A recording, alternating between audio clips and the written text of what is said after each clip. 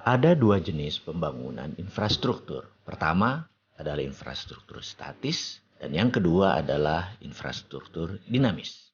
Pembangunan jalan tol, pelabuhan, bandara adalah kategori sebagai pembangunan infrastruktur statis. Sifat dari infrastruktur statis adalah penunjang kegiatan infrastruktur dinamis. Karena itu infrastruktur statis dibangun di banyak negara setelah siap pemakainya.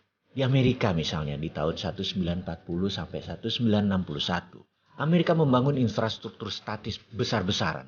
Tujuan utamanya adalah menyediakan pemanfaatan untuk industri otomotif Amerika. Mereka membangun jalan lebih dari 25.000 kilometer. 9 dari timur ke barat, 11 dari utara ke selatan, dan terus dibangun akar-akar jalan tersebut. Apa yang terjadi adalah industri otomotif mereka tumbuh di atas 15% per tahunnya.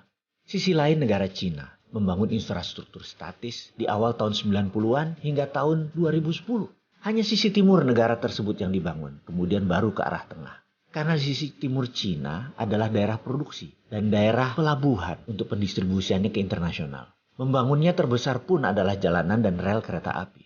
Tujuannya tak lain adalah mempermudah distribusi produk, mempermudah penunjang infrastruktur dinamis. Jadi infrastruktur dinamis adalah sektor industri. Seperti Amerika membangun industri hulu penyediaan bahan baku, menyediakan untuk pabrik-pabrik otomotif mereka, pabrik pengolahan biji besi, steel foundries, kemudian juga produksi perminyakan mereka, gasolin untuk bahan bakar mobil tadi, industri pangan. Itu semua dikatakan sebagai infrastruktur dinamis karena tujuan disebut dinamis adalah bergerak mengikuti kebutuhan pasar. Seperti juga sisi lain Cina. Cina membuat peraturan mendukung infrastruktur dinamis dengan peraturan yang super bebas. Cina boleh meniru, melakukan imitating. Cina di tahun 90-an, 2000 masih dikatakan sebagai imitating country, negara peniru. Sekarang Cina disebut innovating country, negara pencipta. Kita semua tahu kata-kata bijak dari Pini Sepuh kita yang mengatakan Allah bisa karena biasa. Jadi setelah biasa meniru,